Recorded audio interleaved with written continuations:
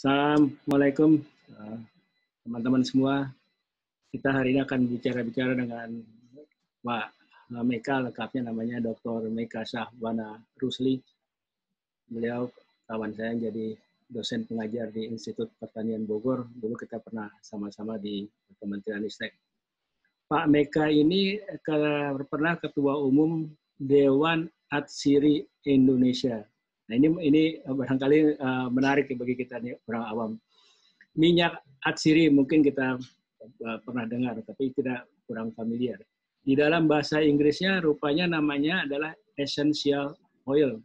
Tadinya kita bilang essential itu apa ya, penting, bermakna, tapi rupanya essential itu dari essence Pak ya, dari kandungan ya, dari kandungan itu. Nah, kita sebetulnya menggunakan minyak atsiri banyak sekali dalam aspek kehidupan kita sehari-hari.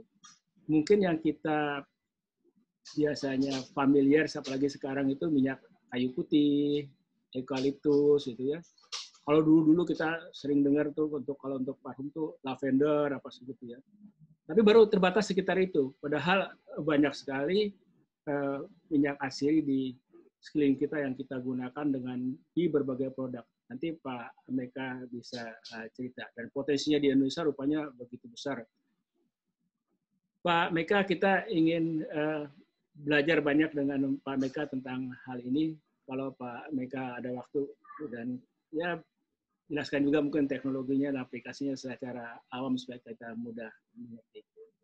Gimana tuh Pak Meka? Kira-kira. Ya, senang sekali Pak Wendy. Assalamualaikum warahmatullahi wabarakatuh. Juga teman-teman yang menonton acara ini. Terima kasih Pak Wendy diundang untuk acara Pak Wendy ini, Iptek Voice.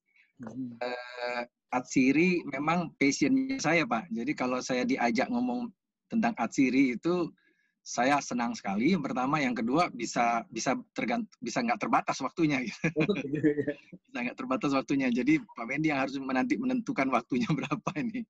Karena itu memang passionnya saya. Jadi kalau saya dengan teman-teman di komunitas menyebut saya adalah fansnya minyak atsiri. Jadi senang sekali bisa berbagi apa yang saya tahu tentang essential oil atau minyak atsiri. Oh, begitu. Pas sekali saya nggak salah orang begitu. Pak Meka, tolong dong kita dijelasin nih, minyak atsiri itu artinya apa gitu, dan bagaimana itu di Indonesia penerapannya, contoh-contohnya, itu seperti itu. Ya, sebetulnya minyak atsiri itu nama kelompok minyak ya Pak ya. Jadi masing-masing minyaknya punya nama sendiri-sendiri. Seperti tadi Pak Wendy sudah sebut ada minyak kayu putih misalnya. Jadi yang digunakan orang sih sebetulnya minyak kayu putih atau minyak lavender. Di dunia spa, di dunia aromaterapi sangat terkenal. Seluruh dunia itu kenal lavender itu. Kemudian minyak peppermint contohnya juga itu terkenal juga seluruh dunia, dipakai oleh seluruh dunia juga. Nah, tapi minyak-minyak ini satu kelompok, Pak. Jadi yang kelompoknya namanya dalam bahasa kita minyak atsiri. Kalau dalam orang Inggris bilangnya essential oil. Nah, ini kesamaan mereka adalah ya, minyak ini dalam suhu kamar dia cair. Ya, jadi hasil dari sebagian hampir seluruhnya hasil tanaman. Ada nanti sedikit hasil dari sekresi hewan, ikan paus, ikan yang lain-lainnya ya. Juga ada hewan yang lainnya. Nah, tapi hampir bisa disebut adalah hasil tanaman. Dia mempunyai mudah menguap Pak minyak ini. Jadi pada suhu cair tapi mudah menguap, mempunyai aroma yang khas. Nah, karena itu juga pemakaiannya banyak sebagai bahan dasar untuk aroma masakan, aroma food gitu kan, atau juga pewangi Pak, pewangi pada parfum, pada kosmetik, dan bahkan pada produk-produk yang sekarang dipakai oleh rumah tangga, pengharum ruangan, cairan pembersih dan sebagainya. Nah, sesungguhnya jumlahnya sangat banyak Pak. Bisa disebut sebetulnya kalau mau diambil dari sumbernya bisa puluhan ribu gitu kan, karena tergantung varietas tanamannya. Hampir bisa disebut hampir semua tanaman juga kalau kita bisa cium itu daunnya, apakah bijinya atau ada bau, artinya ada essential oil di dalamnya. Jadi gitu. Nah, jadi tapi kemudian yang secara komersial diekstrak, diambil dari tanaman dan kemudian digunakan juga untuk berbagai kepentingan komersial, itu pun juga masih banyak. Saya rasa ada lebih dari 100 itu, Pak. Nah, Indonesia juga sama sebetulnya.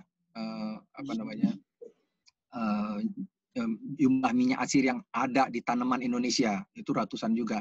Tapi yang sudah di ekstrak, ya diambil, disuling, itu ada sekitar 40, Pak. 40 yang diperdagangkan, diperdagangkan secara komersial, sekarang ini ada sekitar 20 minyak, Pak. Nah, yang selain yang tadi sudah disebut minyak kayu putih, maka sebetulnya juga kalau kita suka minum tolak angin, Pak, itu kan ada minyak jahe di dalamnya, gitu, Pak ya. Minyak jahe di dalamnya. Ya, ada ekstrak jahe, minyak jahe di dalamnya. Jadi ada minyak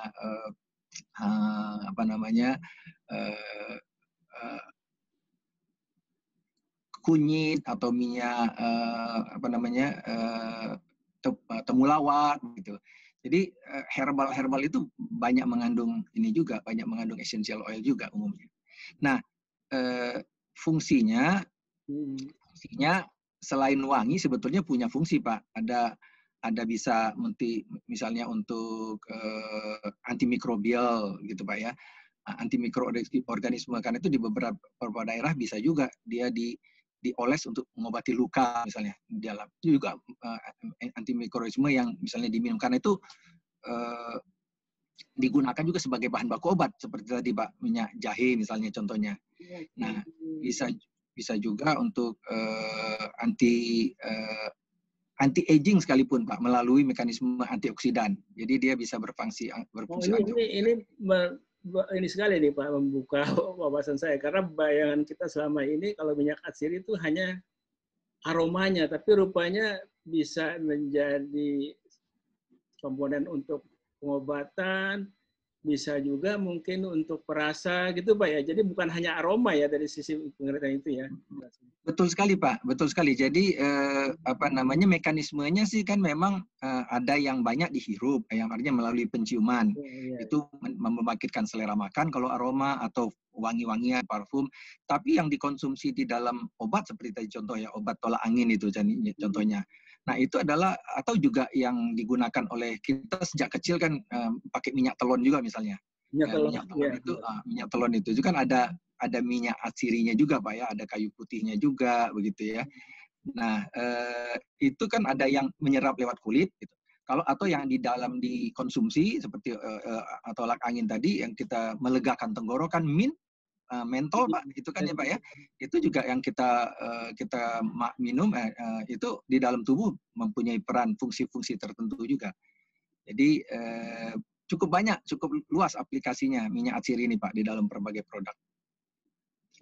Pak Meka, ini saya cari slide yang mungkin bisa kita lebih luas membandingkannya kali ya.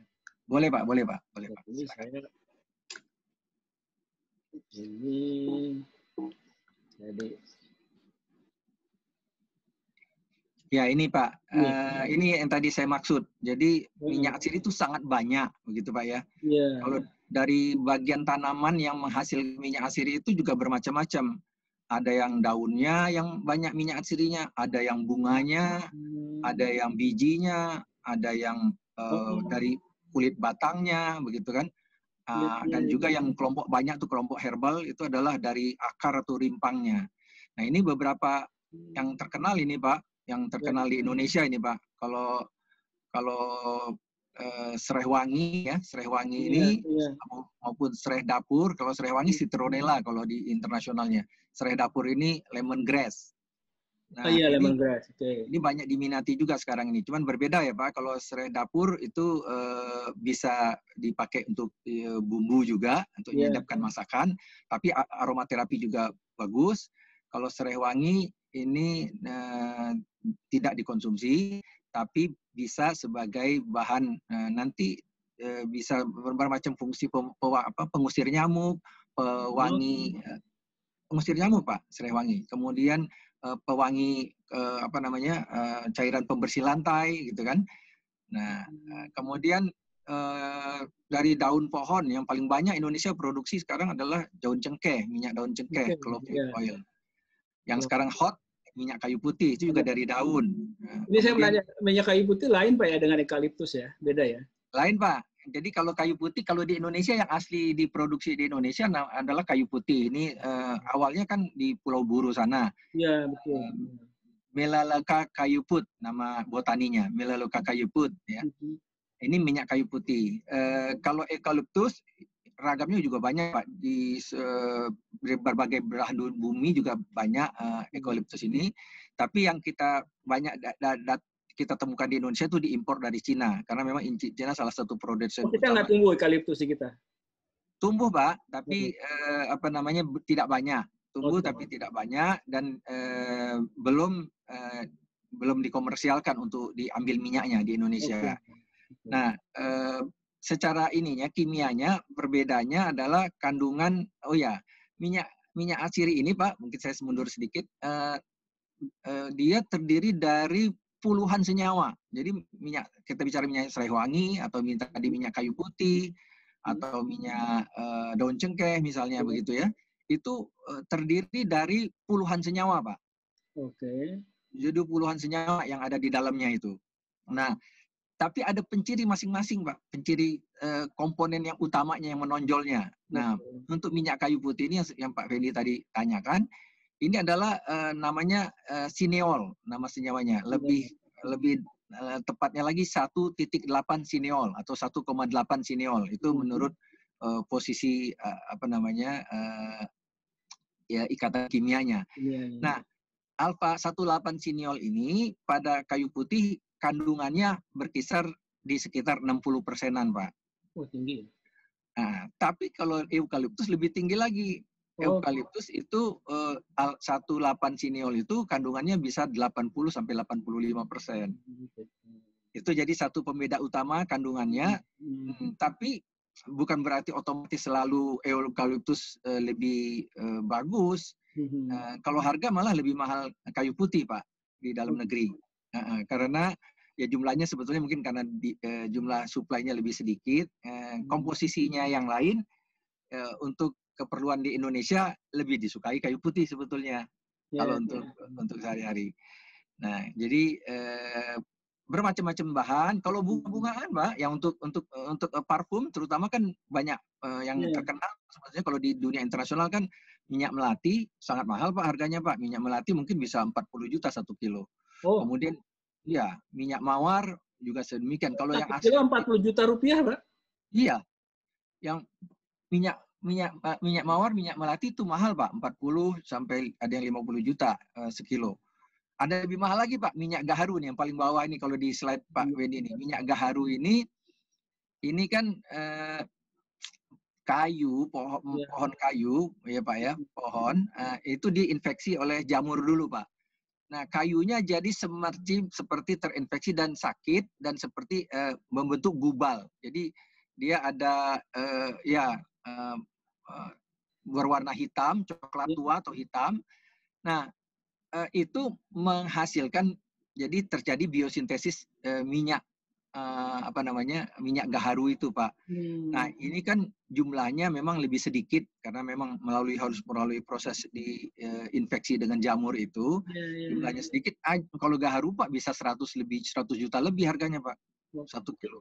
Ini Bapak minyak gaharu kita sering dengar minyak gaharu. Iya Pak. Jadi kita ini minyak gaharu yang by apa ya namanya, Bapak bilang infeksi itu infeksi by rekayasa atau by alamiah? Prosesnya sesungguhnya tetap alamiah Pak, tapi diinjus, artinya kalau kayu yang rusak dengan sendiri kemudian ada jamurnya di situ kan dia berlangsung secara istilahnya tanpa diinjus oleh manusia begitu Pak.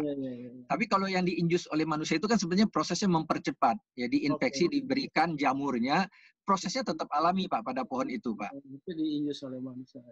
Jadi kalau Pak Wendy umroh atau haji di sana ada oud ya, parfum oud itu kan gaharu Pak.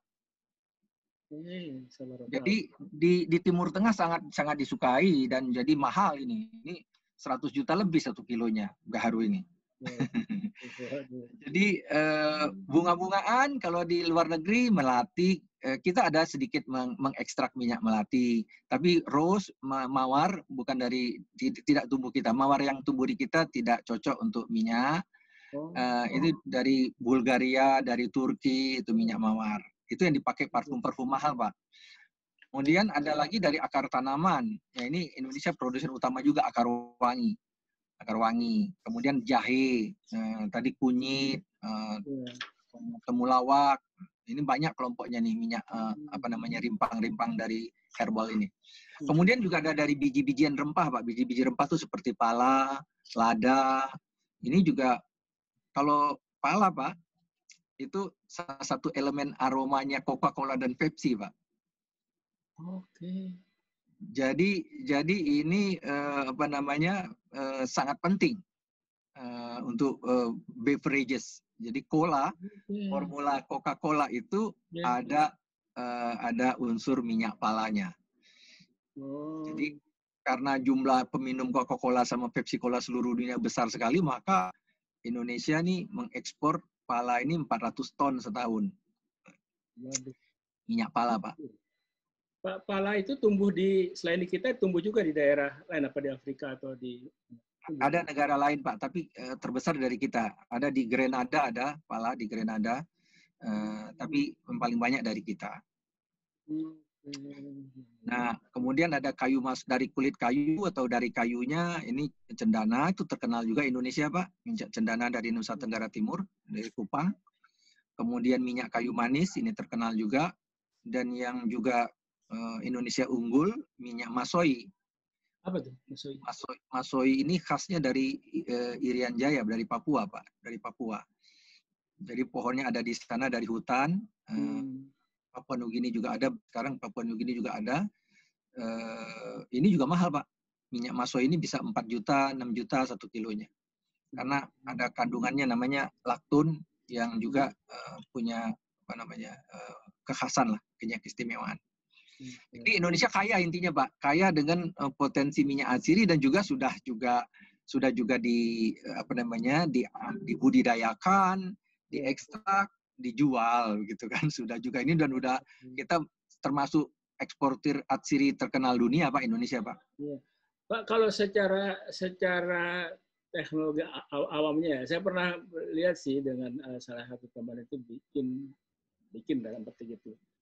Dia dengan prosesnya kayak penyulingan sederhana gitu. Jadi kan dipanasin, diuapkan, terus didinginkan lagi.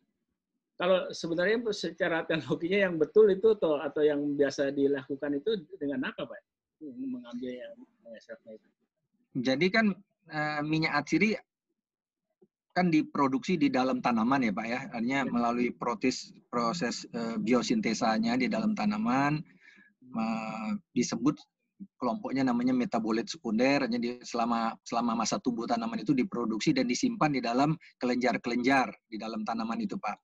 Nah, dihimpunnya, di storage-nya kan tadi ada yang di daun, ada yang di biji, ada yang di akar, ada yang di kulit pohon, begitu, Pak. Itu storage. Nah, sekarang kalau bagaimana kita mendapatkannya? Jadi kan di tanaman tersedialah itu ya.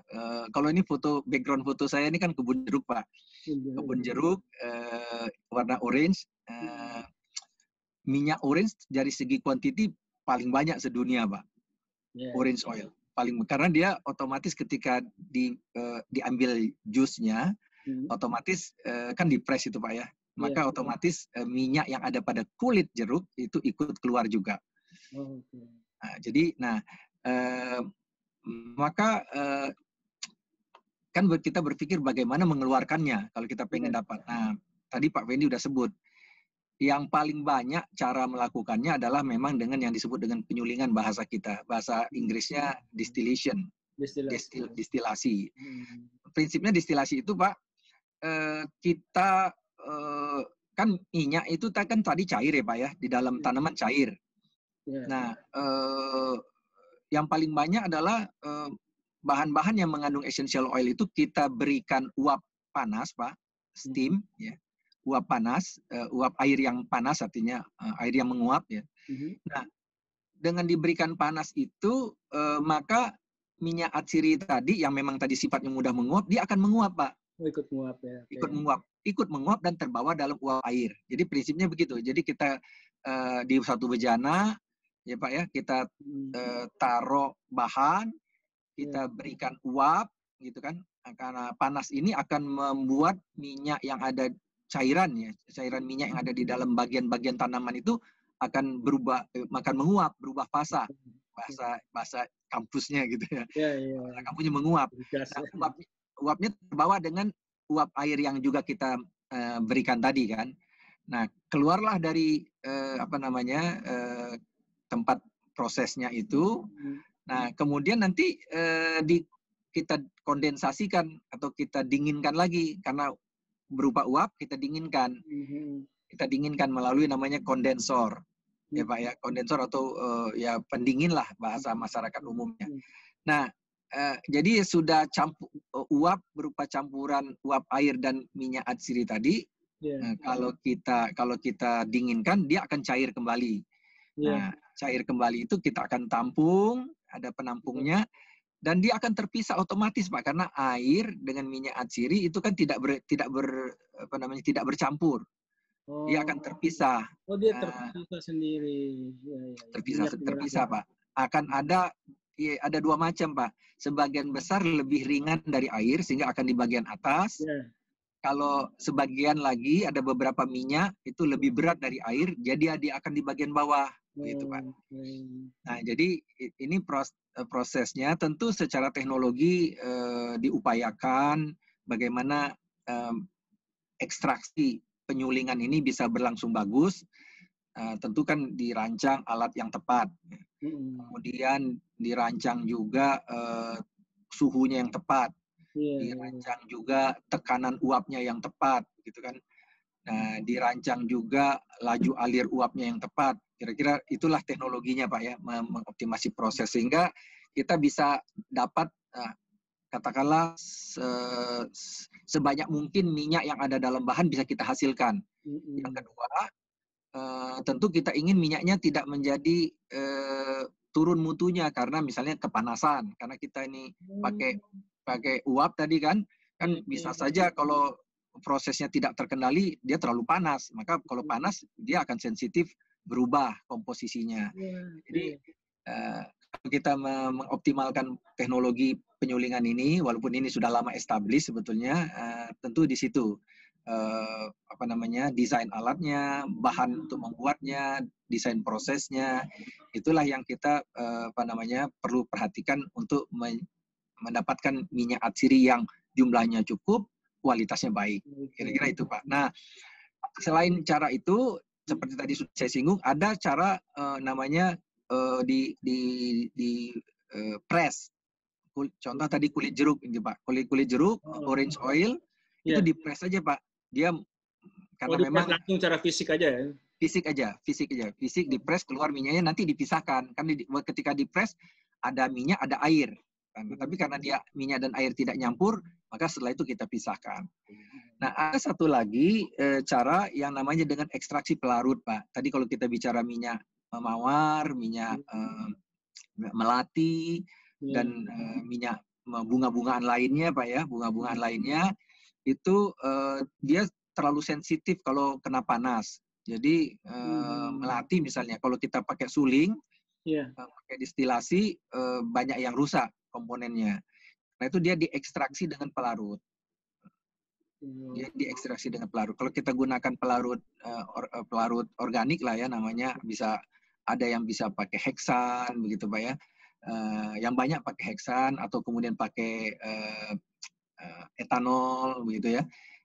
Dan ini pelarut organik, maka dia akan bisa mengeluarkan sifatnya kelarutannya, maka minyak atsiri ada di dalam bunga-bungaan itu akan larut di dalam pelarut. Nanti ada 2 tahap tapi memang Pak kalau pakai pelarut ini. Ketika kita berikan pelarut itu yang dikeluarkan dari tanaman tidak hanya essential oil, tapi bahan-bahan lainnya juga. seperti lemak, wax, ya, dan lain-lain itu ikut terbawa. Sehingga produk pertamanya namanya konkrit, ya. Produk pertama artinya campuran essential oil dengan bahan-bahan lain.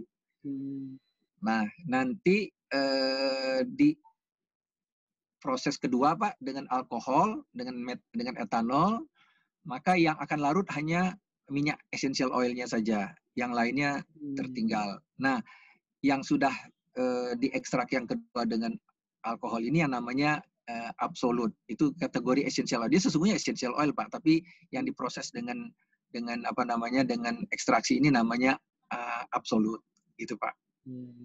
Jadi ada mungkin saya udah dijelaskan cukup jelas ya Pak Meka, tapi kalau kita coba share slide-nya yang terkait dengan itu mungkin bisa lebih banyak lagi ya kita yang jelaskan nih tadi kita. Silakan Pak. Ini tadi ini ya. Nah ini yang tadi Pak, yang sebelum Pak. Nah ini Pak. Ya. Kalau ini yang apa namanya sistem distilasinya, sistem penyulingan dengan uap langsung itu Pak. Nah, jadi ini kan ketel utamanya yang di tengah ini Pak. Nah itu kita masukkan bahan ya. Kita masukkan bahan. Nah kemudian yang di sebelah kiri itu kalau kita lihat itu adalah boilernya, hasil uap. Hasil uap air ya Pak ya, uap air. Nah, uap air itu dialirkan ke dalam ketel suling ini namanya. Maka dia akan menembus Pak, menembus bahan. Nah, menembus bahan melepaskan panas ya. Melepaskan panas. Nah, panas itu yang membuat tadi bahan menguap. Nah, artinya minyak-minyak atsiri, essential oil yang ada di dalam tanaman akan menguap.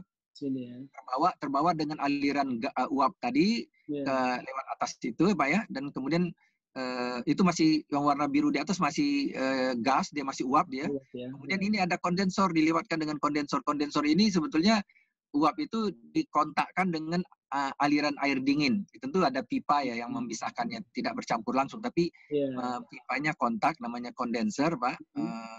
Bisa bentuk seperti ini, tubular atau cell and tube, atau bisa juga coil bentuknya di dalam bak. Yang penting uap tadi bersentuhan dengan pendingin, air pendingin. Jadi sederhananya biasanya air pendingin saja Pak. Nah setelah dia memberikan panas kepada air pendingin, maka dia cair lagi. Cair lagi. Nah masuk kepada separator ini, alat ini, separator. Nah di dalam separator dia terpisah karena memang air sama minyak tidak nyampur. Yang uap kan jadi air, yang uap minyak jadi minyak. Nah minyak akan terkumpul di bagian atas, air di bagian bawahnya. Nah ini kita dapat, bisa kita panen lah atau bisa kita kumpulkanlah minyaknya dari setiap tanaman. Ini standar. Standar ya, minyak serai saya lihat, yang saya pernah lihat begini kan nih. Ya Pak, di masyarakat kita sebagian besar ya diproses seperti ini. Iya. Kalau yang berikutnya yang tadi kan kita sebut bahwa yang digunakan oleh masyarakat itu kan kalau dalam bentuk essential oil langsung itu hanya seperti minyak kayu putih, tidak terlalu banyak sebetulnya, atau kemudian misalnya untuk aromaterapi Pak. Untuk aromaterapi kan kalau mau dicium. Tapi secara komersial produk yang mengandung minyak atsiri yang digunakan itu kan beragam-ragam Pak. Kelompok kategori wangi-wangian ya, parfum. Hampir seluruh parfum ada unsur essential oilnya.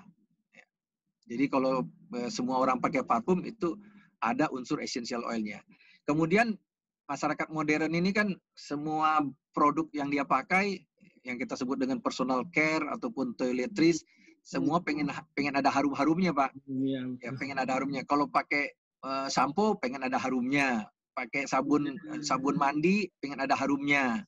Nah, harum-harum untuk produk ini di personal care ya, deodoran kah namanya, atau nanti juga untuk yang di rumah tangga itu household product tuh Pak, tadi yang kita sebut untuk cairan pembersih lantai, untuk mencuci baju, deterjen, kita pengen wangi-wangi, parfum bahkan tisu kita pengen wangi, itu namanya semua bahan pewanginya namanya fragrance, Pak. Nah, fragrance itu fragrance ini di desain atau dirancang, ini kan diramu ya Pak ya. Itu bahan bakunya adalah essential oil diantaranya Pak. Ya, jadi essential oil ini menurut skema ini kan kita lihat ya dari tanaman itu ada essential oil dan juga ada yang sintetik namanya aroma chemicals. Dan aroma chemicals ini bahan aroma dari petroleum, dari secara aromatik dari turunan minyak bumi Pak. Memang ini harus diakui jumlahnya lebih banyak yang aroma chemicals ini. Tapi kalau dari segi quality harum untuk parfum fine fragrance namanya, harum parfum yang alami itu pakainya adalah dari essential oil. Itu harganya lebih mahal. Nah, maka di industri namanya industri flavor fragrance ini diramu Pak, bermacam-macam essential oil itu tergantung aroma apa yang diinginkan, gitu kan? Aroma apa yang diinginkan, wangi apa yang diinginkan, maka dibuatkanlah compound ini. Nah, compound berupa fragrance dan flavor inilah yang dipakai oleh bermacam-macam industri yang di bagian bawah itu. Ada industri personal care seperti yang kita baca, industri kosmetik, industri parfum, kemudian household product seperti tadi deterjen, pembersih lantai, pengharum ruangan, juga di food industry Pak, food and beverage industry. Tadi saya sudah singgung bahwa misalnya Coca-Cola sama Pepsi-Cola pakai minyak pala gitu kan. Kemudian kalau food, makanan jadi Pak, kalau kita lihat makanan jadi itu kan ada aromanya yang terkenal kan aroma strawberry, kemudian aroma lemon misalnya gitu Pak, aroma orange gitu Pak ya. Itu semuanya ada pada dasarnya adalah dari flavor Pak, flavor yang dirancang ya, mau aroma banana, mau aroma macam-macam lah, kakao, coffee, termasuk aromanya misalnya begitu. Maka itu dibuat dari flavors dibuat, artinya ada aromanya dari flavor. Nah, flavor dibuat dari essential oil, salah satu unsur utamanya. Nah, yang terakhir, kelompok terakhir adalah yang non-food, non-food produk ini lumayan banyak juga Pak untuk obat-obatan yang tadi sudah kita singgung ya, untuk obat-obatan, obat batuk hitam misalnya, atau obat-obat yang kelompok kategori herbal, maka itu obat-obat natural, obat-obat alam itu bahan aktifnya adalah essential oil sesungguhnya Pak. Saya tanya ini mungkin agak menyimpang sedikit, tapi penasaran saya karena saya ini Pak Meka. Ada rasa, tadi Bapak bilang rasa strawberry atau rasa orange, rasa citrun itu ya. Tapi di macam-macam, ada di makanan, ada di obat, ada di minuman. Nah, ini di posisinya berbeda ya, itu persis essential oil-nya mungkin sama, campurannya atau mixernya di sini yang beda sehingga memungkinkan dia sebagai makanan atau sebagai minuman atau sebagai flavor obat atau bahkan hanya sebagai pengharum mobil, pengharum ruangan itu ya. Iya Pak, jadi betul formulanya perancangan formula karena kalau yang untuk obat umumnya diambil yang betul-betul natural Pak, yang tidak dirubah ininya, ambil natural kalau untuk obat. Ya contohnya yang kelompok tadi ya, tolak angin contohnya itu betul-betul pure natural. Tapi kalau untuk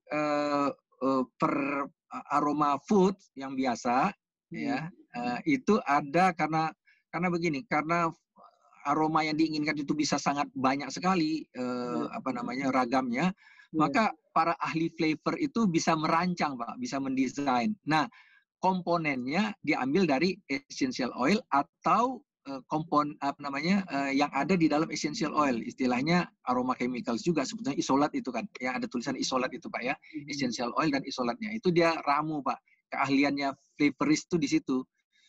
Ya kalian flavorist itu. Jadi betul kata Pak Wendy, bisa saja rasa lemon yang ada pada food berbeda ya, tidak identik dengan misalnya lemonnya atau mentol yang digunakan untuk obat misalnya. Secara umum saya katakan bahwa kalau yang untuk obat umumnya betul-betul yang pure natural Pak. Artinya yang apa dari alam itu yang dimasukkan. Kalau yang untuk flavor, nah ini ada yang ramuan istilahnya. Makanya disebut compounding gitu. Makasih Pak Meka. Kalau dari di Indonesia sendiri, kira-kira sentranya atau daerah mana Pak yang banyak? Selain mungkin Maluku, kita sering dengar itu ya. Kalau Maluku dari zaman Belanda dulu udah terkenal sekali. Ya, jadi hampir seluruh daerah di Indonesia ini merupakan penghasil essential oil, Pak. Tentu ada spesifik-spesifiknya, tapi karena memang negeri kita ini kan terkenal dengan biodiversitas istilahnya kan ya. Di yang tidak kering lah, yang misalnya yang matahari cukup dan air cukup, maka dia akan banyak sekali ragam tanaman di sana. Nah, karena itu sentra produksi minyak atsiri Indonesia ini juga bisa disebut seluruh Nusantara gitu, Pak. Karena itu juga dulu para penjajah datang ke sini kan karena mau mengambil rempah dari seluruh daerah juga gitu kan. Mengambil rempah dari seluruh daerah gitu ya. Jadi rempah itu pengertiannya bukan untuk hanya bumbu tapi essential oil. Betul, Pak. Iya. Jadi nah itu menariknya kan, Pak. Menariknya kan sebetulnya macam rempah bumbu kalau kita bicara. Sebetulnya substansinya dari rempah itu kan essential oil, Pak, sebetulnya. Substansinya. Makanya juga namanya essential. Nah, kan gitu, Pak. Dia punya aroma, tapi juga punya sifat tadi. Contoh kalau kita makan ada rendang lah, Pak ya, masakan Minang itu. Itu kan ada Indonesia kan memang karena otomatis satu negara tropis banyak juga penyakitnya, Pak. Tapi dengan makan banyak rempah, Pak, itu penyakit-penyakit yang masuk ke dalam perut itu mati, Pak, karena ada efek antimikroorganismenya. Jadi kenapa negeri tropis rempahnya kuat, Pak, dibandingkan negeri temperate? Karena memang mikroorganismenya juga banyak kan. Jadi rempah itu, Pak, makanya saya katakan. Jadi essential oil berperan membuat selera makan, tapi juga berperan untuk sebetulnya antimikrobial, gitu kan, untuk membuat kita tidak sakit, begitu kan? Iya, benar. Ya, saya mikir benar juga nih Pak Meka. Ada orang katanya kalau makan makanan tertentu jadi apanya tinggi, jadi mudah penyakit, dan segala macam. Tapi kita tahu bahwa di daerah tertentu yang memang makanannya asal dari situ, kok orangnya sehat-sehat aja. Iya. Karena otomatis secara turun-temurun dia otomatis mereka tahu dicampur rempah ini, campur rempah. Traditional knowledge mereka, Pak. Traditional knowledge mereka membuat itu mereka gunakan apa yang ada dari alam itu. Tapi mekanismenya melalui ya ekstrak atau essential oil. Nah, jadi kembali kepada pertanyaan Pak Wendy tadi, hampir seluruh Indonesia, Pak. Ada petanya itu, Pak, untuk source-nya essential oil di Indonesia itu. Tentu Sumatera, Jawa, Sulawesi, Maluku, Irian, ada semuanya. Ini kita lihat petanya, Pak ya. Ini ya. Nah, ya. Ini Nusantara nih, kepulauan archipelago kita nih, Pak. Nah, jadi di Sumatera itu ada kemenyan, ada kayu manis, ada juga lada, itu kan yang terkenal, Pak. Tapi yang unggul sebagai minyak atsiri adalah serai wangi, itu di daerah Aceh, Pak ya, di daerah Sumatera Barat, ya, itu sentra produksi untuk serai wangi. Kemudian pala di Aceh juga, Aceh Selatan, itu sentra pala, di Sumatera Barat juga ada. Juga demikian nilam juga di Aceh, kemudian di Sumatera Utara bagian barat, kemudian di Sumatera Barat juga. Ini untuk yang saya warnai merah ini, yang terlihat merah ini adalah yang unggulan. Minyak atsiri unggulan Indonesia yang paling topnya lah. Unggul ini betul-betul ini, Pak, nomor 1 di dunia ini, Pak. Jadi untuk kayu putih, nilam, pacoli, pala, masoya gitu ya, itu Indonesia nomor 1 itu, nomor 1 kayu putih juga. Nah, kalau di Jawa selain diburu ke Pulau Buru, Maluku, Jawa juga sekarang di perhutani itu menanam kayu putih. Jadi sentra juga di Jawa sekarang ini ya. Kemudian serai wangi, cengkeh dan akar wangi ini juga, akar wangi malah spesifik di Jawa Barat di Kabupaten Garut. Itu kekhasan tanahnya, Pak. Tanahnya berpasir sehingga karena akar wangi ini kan cukup panjang ya. Nah, cengkeh memang hampir seluruh seluruh daerah di Jawa ini ada tanaman cengkeh. Yang diambil untuk minyak kan dari daunnya saja, Pak. Bunga cengkehnya untuk keperluan rempah dan bumbu. Kemudian di Bali ada juga cengkeh. Kemudian yang khas Nusa Tenggara Timur ini cendana. Cendana ini khas Nusa Tenggara Timur. Nah, untuk Sulawesi sekarang pusatnya nilam di Sulawesi, Pak. Jadi nilam, demikian juga cengkeh, ya, mulai bergerak dari Sulawesi Selatan, Sulawesi Tenggara, Sulawesi Tengah, Sulawesi Barat. Ya, bahkan sampai di Sulawesi Utara itu nilam dan cengkeh berkembang. Sulawesi Utara tentunya pala, kemudian kayu putih tentu di Maluku, dan tadi sudah disebut bahwa masoya itu adalah di Papua. Ya. Nah, jadi sebetulnya tersebar ini, Pak, tersebar di seluruh Indonesia bermacam-macam. Selain yang ini juga masih ada beberapa minyak yang lain ya, tadi saya sebut ada jahe dan lain sebagainya. Jadi kayalah Indonesia, Pak, sebetulnya dari segi dari sisi potensi ekonomi tinggi ya, Pak ya, dari juga gimana dari sisi potensi ekonomi? Ke depan tentu iya, Pak. Kita ekspor Indonesia untuk minyak atsiri itu minyak atsiri dan turunan minyak atsiri ya, Pak ya, itu senilai 400 juta US dollar. Memang tidak bisa dibandingkan dengan kelapa sawit misalnya, Pak. Karena memang kelapa sawit kan sangat luas, jutaan hektar gitu kan. Kalau ini kan areanya tidak terlalu luas sebetulnya. Tapi sudah lama kita sudah sebelum sawit dikomersialkan, kita sudah menghasilkan atsiri sejak katakanlah sejak zaman Belanda sudah menghasilkan atsiri dan sudah mengekspor. Dan tetap berada pada posisi di dunia kira-kira sebagai penghasil minyak atsiri kita nomor 7, nomor 8 lah, Pak. Kontribusi kita 6-7% dari minyak atsiri dunia itu ada dari Indonesia. Beberapanya kan kita nomor 1 di dunia tadi. Nah, jadi 400 juta US dollar nilai kita ekspor. Nah, tapi kan Indonesia kan kemudian negara yang banyak penduduknya. Kemudian ekonomi juga ya katakanlah 20 tahun terakhir atau 30 tahun terakhir berkembang bagus juga. Sehingga pasar kan market juga berkembang dan ada demand, Pak. Jadi untuk seperti relatif tadi kita stabil kali ya marketnya. Relatif iya, Pak. Stabil maksudnya. Harga di internasional sih industri ini growth, Pak, tumbuh ya, masa 5-6% ya di dunia ya. Nah, tapi maksud saya yang saya katakan bahwa kalau Indonesia juga ekonominya bagus, masyarakat kelas menengahnya meningkat, kan demand untuk produk-produk flavor fragrance meningkat. Sehingga yang saya maksud adalah sebetulnya adalah potensi pasar. Kalau dulu selalu kita berorientasi ekspor, kalau sekarang sebetulnya adalah selain ekspor, karena memang juga kita produksi cukup banyak dan cukup untuk misalnya nilam, untuk cukup dunia, tapi pasar dalam negeri adalah sangat menjanjikan juga. Karena itu karena food industry berkembang gitu kan, kelas menengah meningkat, maka nah kalau misalnya di dalam negeri industri hilirnya bergerak, industri pemakainya bergerak, maka nilai multiplier efeknya akan jalan, Pak. Jadi efek ekonominya akan menjadi lebih besar karena kita tidak hanya bicara sekarang adalah produk minyak atsiri ansih gitu ya, tapi juga adalah produk turunannya. Nah, nilai tambahnya artinya kan nilai tambahnya bisa lebih besar, Pak, di situ, Pak. Nah, tapi sejauh ini ada data tuh dari Dewan Atsiri yang mengenai jumlah penyuling. Jumlah penyuling itu di Indonesia ada sekitar 3.000, Pak ya. 3.000 di Dewan Atsiri Indonesia itu mengkalkulasi ada 3.000 ya. Dan 3.000 penyuling ini kan menerima bahan baku dari petani. Petaninya ada sekitar 200 ribuan petaninya begitu di Indonesia ini. Nah, jadi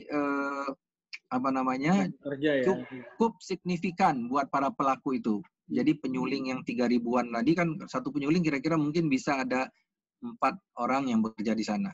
Kemudian bahan bakunya dari petani yang memproduksi bahan baku itu ada sekitar 200 ribuan petani. Ya, tapi memang petani atsiri Indonesia tidak luas-luas, Pak. Mereka menanam mungkin setengah hektar, paling besar 1 hektar. Ada yang 1/4, ada yang 1/3, ada yang setengah, gitu. Yang paling banyak di 1/4 sampai setengah, Pak, petani kita. Tapi menariknya saya pernah berkunjung ke sentra nilam itu, dengan bersyukur dia katakan, saya istiqomah memproduksi menyuling nilam, tapi saya sudah bisa menyekolahkan seluruh anak saya sampai sarjana. Wah, itu buat saya paling senang itu mendengar berita itu. Iya. Jadi artinya mampu, Pak. Mampu dia mau dengan istiqomah memproduksi nilam, mampu menyekolahkan anaknya. Iya, saya sih senang ini sekali Bapak bilang dengan tadi dengan 1,5 hektar, 1 hektar dia bisa menghidupi keluarganya bahkan menghidupi bapak pekerja. Itu kan luar biasa dari sisi apa ya namanya? Efisiensi penggunaan lahan ya Pak ya. Dengan 1,5 hektar, 1 hektar aja bisa menghidupkan itu kan luar biasa. Dan Tapi itu memang saya lihat itu ada kawan yang mengusahakan itu, saya nggak tahu sih. Saya tidak tahu berapa dia hasilnya, tapi ya luasnya kurang lebih sekitar segitulah yang dia lakukan. Tapi kalau untuk petani kan model bisnisnya Pak, memang dia tidak satu-satunya nafkahnya dari situ Pak. Karena kan memang kalau dia punya lahan terbatas, katakanlah 1/3 hektar atau 1/2 hektar, sebetulnya kan waktu dia tidak perlu untuk seluruhnya untuk situ, karena itu dia punya juga tanaman lainnya. Jadi tapi tetap dia karena tadi kan karena atsiri begitu dia dipanen umurnya cukup disuling jadi sudah bisa disebut uang Pak. Bahkan ada yang menjadi tabungan, disimpan dalam bentuk minyak menjadi tabungan, dan itu saya juga pernah kasus Pak. Nyimpen minyak kemudian membawa haji, dia sengaja Pak mungkin untuk sehari-harinya punya lain dia simpan minyaknya sebanyak sampai 200 kilo. Dia ketika harga bagus dia jual, dia bawa haji istri dan 2 orang tuanya Pak. Terus disimpan dah rusak Pak. Ya bagus Pak. Minyak atsiri kalau kita simpan tidak kena panas dan tidak kena cahaya matahari malah semakin bagus. Aging namanya istilahnya. Aging. Jadi minyaknya wanginya semakin lunak, semakin fine, semakin halus. Itu sifatnya minyak atsiri. Nah, jadi ada juga menjadikan tabungan itu Pak. Pak Meka, aduh banyak sekali pengetahuan yang kita dapat dari Pak Meka. Saya udah bilang Pak, kalau diajak ngobrol atsiri saya bisa lama-lama. Pak Mendiara harus membatasi waktunya. Ya, terima kasih sekali. Jadi kita banyak sebetulnya ya. Mungkin tadi yang Pak Meka ini menarik sekali ya. Saya bilang bahwa dengan ekonomi kita naik, golongan menengah makin banyak, rata-rata kemudian lifestyle-nya meningkat kan, boleh tidak meningkat, maka dia lebih demanding ya. Hal yang tadinya beli makanan biasanya dia bilang saya maunya yang aromanya ini, saya aromanya itu, ya otomatis ini juga ikut naik ya Pak ya. Betul Pak. Nah cuman kan pemerintah harus perlu ya mendorong agar industri hilirnya tadi Pak, industri turunan itu tumbuh, karena kalau tidak kan kita impor Pak. Karena selama ini sebelum itu dikerjakan untuk bahan aroma itu kita impor kan, flavors itu kita impor komponen-komponennya. Jadi kita perlu dorong. Jadi saya merekomendasikan itu atau mengharapkan mencita-citakan itu memang kita di Dewan Atsiri berpikir demikian. Indonesia sudah berpikir tidak hanya sebatas menghasilkan minyak atsiri yang ansih ya atau minyak atsiri yang apa adanya, tapi sudah mengolah minyak atsiri ini menjadi produk produk turunannya dan produk flavor dan fragrance ataupun yang lainnya, sehingga itu kan strateginya bisa disebut juga substitusi impor juga. Jadi nilai tambah di dalam negeri dibuatnya. Ini perlu didorong tapi Pak ini Pak sudah mulai tumbuh, tapi perlu didorong lebih bagus lagi oleh pemerintah ini dengan program yang lebih tepat itu.